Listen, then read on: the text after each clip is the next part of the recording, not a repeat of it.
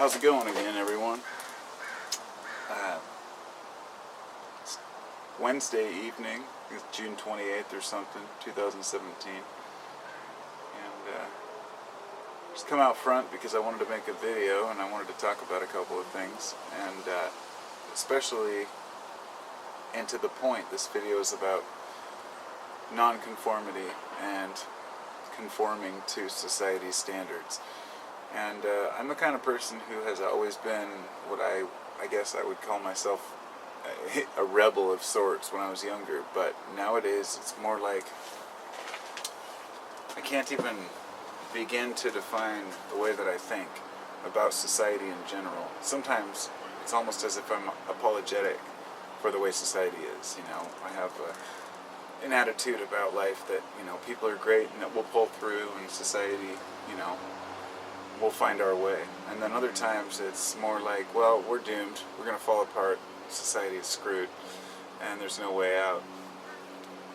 And both of those are, they're not mutually exclusive, you know, it's like a dualistic type attitude.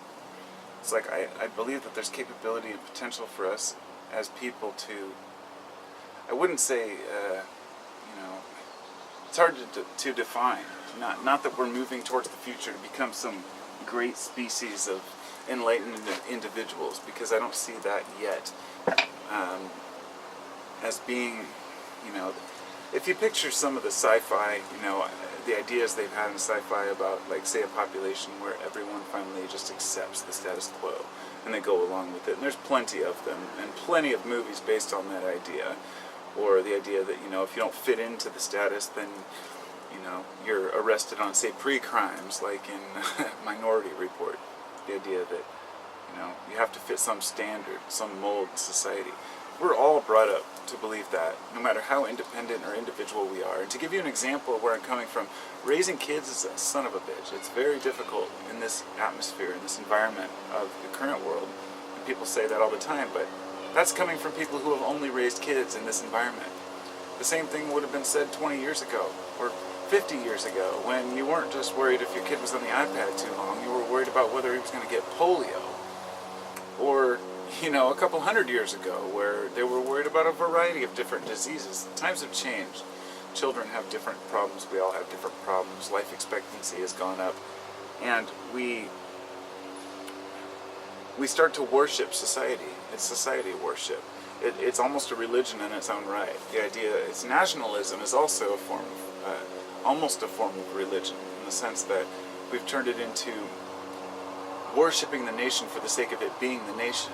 You see this in some very hardcore U.S. nationalists who are like, it's all about this country, you know, screw the other guy, and we know what's right, and we are the God-chosen country. You know, all of this is a form of worship and believing you're superior merely because of where you were born, or the color of your skin. But the thing about racism is that more often than not, what I found is this, of course it's not rooted in, if there wasn't a race to dispute, then it would be an argument of, you know, which white person has darker hair. It doesn't matter. It's always about finding differences between us and other people. I was going to do this at the beginning, but I'm going to take a break here and open this beer.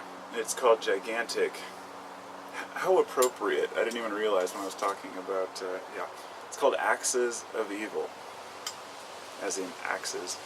It's from Gigantic Brewing and Floyd's Brewing. And it says, unleash this true weapon of mass distraction. Citrus, floral, and tropical hoppiness lead to full malt flavor from proper English malt, kilned over Welsh coal, brewed for those of us who live and die in the Timbers Army in Section 8. So, we're going to try it out here and see how it is. Pick this up at Trader Joe's. Smells good. Very good flavor. It's really good. Well, okay, it's kind of good. It's pretty good. Interesting aftertaste. I won't pretend to be a snob about beer. You know, I very much have certain beers that I like, but I don't drink beer that often, but I like to try interesting ones. So back to my conversation about conformity.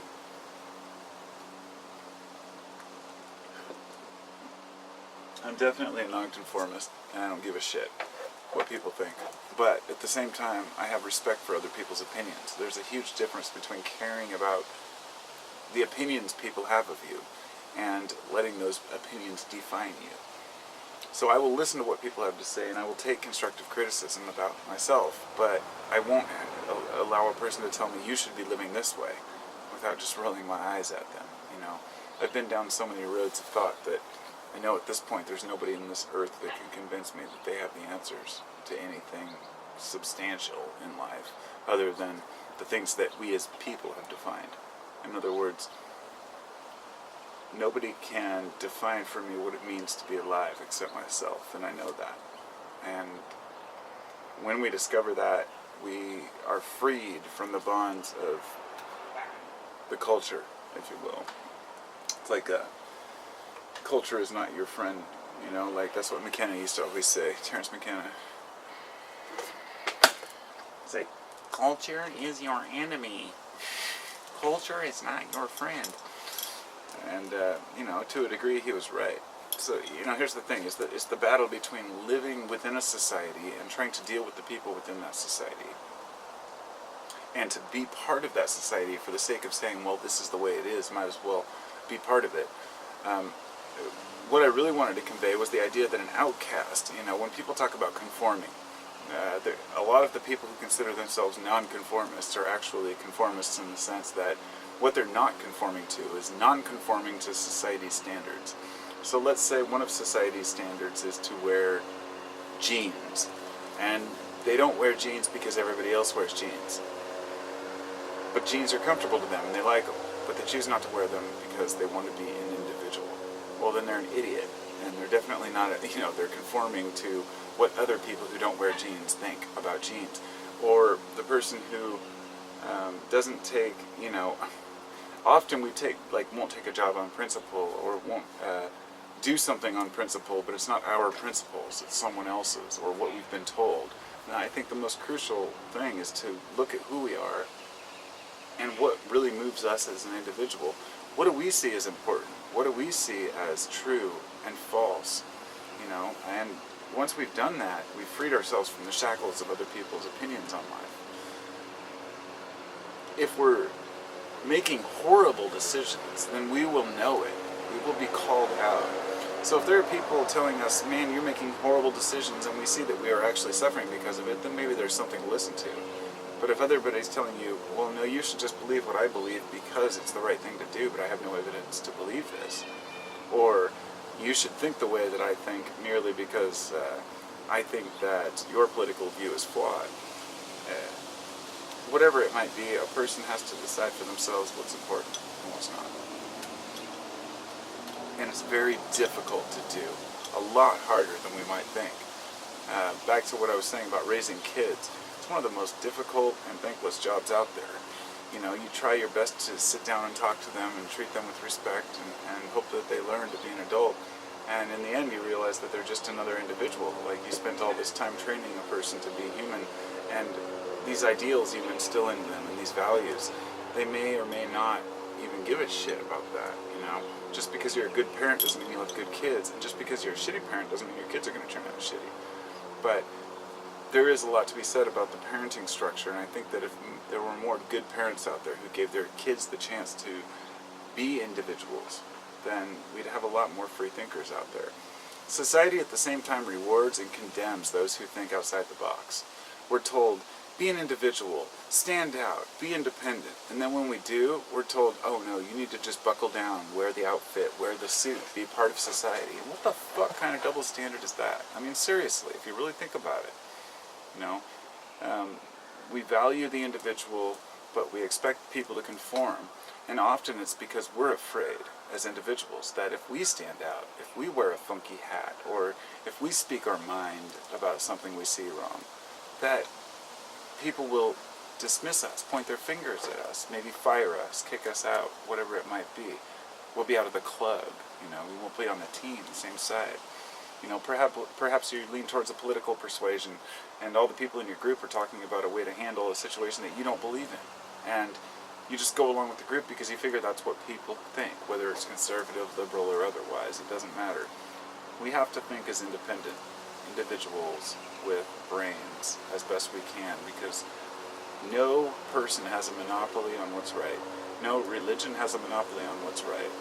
No culture understands what it means to be alive. We all have a small part of the pie, and that pie is never complete. Well,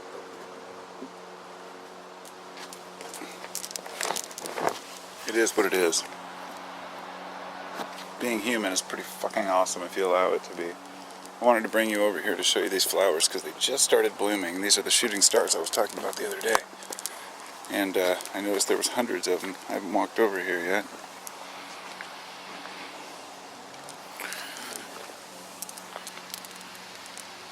And that's what they look like.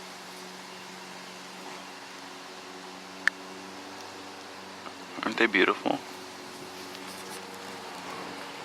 So you can see how many are going to be in here. There's a whole bunch. Now it's just a little handful of bulbs I brought back from a house I was remodeling, and a couple more over here. So I bid you all adieu and have a wonderful day. I'll talk to you soon. And hey, think outside the box. Be original, and don't follow the pack and all that shit. Hey again, everyone. Well, I guess this would be either part 2 or a continuation of the previous video. You know, I just finished the one I made about non-conformity, and I went in the house and I was reading this article about nationalism, and this whole new paradigm opened up that I had forgotten to even mention. And I figured if I don't include this in the video, then I may miss a very crucial element to this, which I meant to include originally, but I got off track. And the reason why we conform, and it's for a couple of reasons, but the one that I did mention was, well, I don't even know if I really got into this much, but the idea that once we've conformed to a standard, we fit into a group. By fitting into a group, that makes us comfortable, because when you're part of a group, you have a team. This team is what has led to religions being so dominant in one particular area. If a strong enough group of people believe strongly enough in something, and they have conviction in what they believe, then they can share this with other people, and they will be so convincing in the way that they profess these ideas that the others will believe them too. Now let me compare this for a minute to politics, because in the same way, a person with a very strong, political persuasion towards, let's just say, greed, selfishness, might profess that to someone else. It doesn't even have to be in politics. It could just be a rich dad who's telling his son, all that matters is money. And, there are going to be people who aren't as worthy as you, and you're just going to have to take your share. And then the belief in money becomes a sort of religion. The dad has taught the son that all that matters is money. And this person will go their whole life believing that money really is their God. And this is directly comparable to fitting into a group of rich people, and how that relates to fitting into a religious group or a political persuasion. And I wanted to mention it because I think it's so important. We all want to be part of a group. And being an individual, being the guy in the group who stands out and says, I'm not going to conform to your standards, you're going to be the outcast. But some of us always were outcasts. When I was in school, I didn't really have many friends, if any.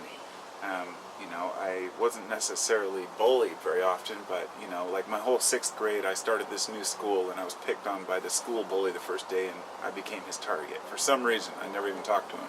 Didn't even know him. But looking back in retrospect, these are the kids who had parents who were bullies themselves, or who were bullied themselves. And understanding a little bit about society, it doesn't make it any more comfortable to accept the bullshit that we have to endure. Just because you understand how something works doesn't mean you have to go, oh, okay, well, it's okay, and, go ahead and beat me now. I won't put up with bullshit from a bully anymore, and I never even would then, really, but today, I generally speak out on any issue that I see a problem with.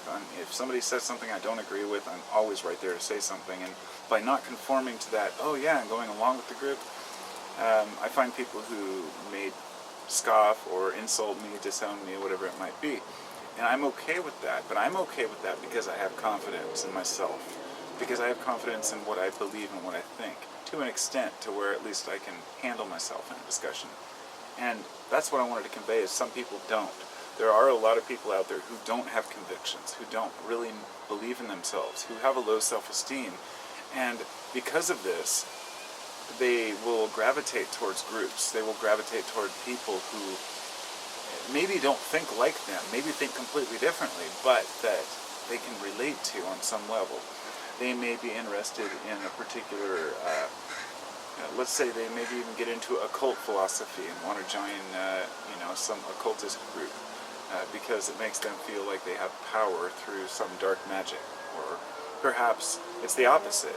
They yearn towards some New Age spiritual group because they believe that they can control the wills of everyone and help the planet and save everyone. Whatever it might be, you are basing what you believe in that group on what others have taught you, because there's no group of people anywhere who have come together all, well, you know what I'm saying, where a group of thousands of people have come together all at once and said, this is what I believe, me too, me too, me too. It was more like, well, this is what I think God is. Well, maybe it's like this. Well, maybe it's like this. And over thousands of years, we developed an organized way of thinking about religion. And politically, it's the same way. We have these ideals of what it means to be a conservative or a Republican, and so we lean towards those ideals without really looking at each side to say, is this really what I believe? And the reason I believe religion and politics are such a crucial thing to bring up here is because they both play a dangerous role in destroying who we are as people. And not to offend anyone who believes anything on either side. What is it, Juno? My dog's going crazy over there. He must smell something in the air. But, hey, no. So anyway, that's all I really wanted to say. I just wanted to add that on to say that, I understand why it's hard to be a nonconformist, because you want to be part of a group. We all want to belong to something. But I think the most important thing is that we belong to a few people who we truly love and respect and admire. And we look at ourselves through the lens of their eyes and through our own and say, is the way that we're living, is it harmonious with the planet that we live on? Is who we are harmonious, Do we get along? Is life grand as it can be in the scheme of things?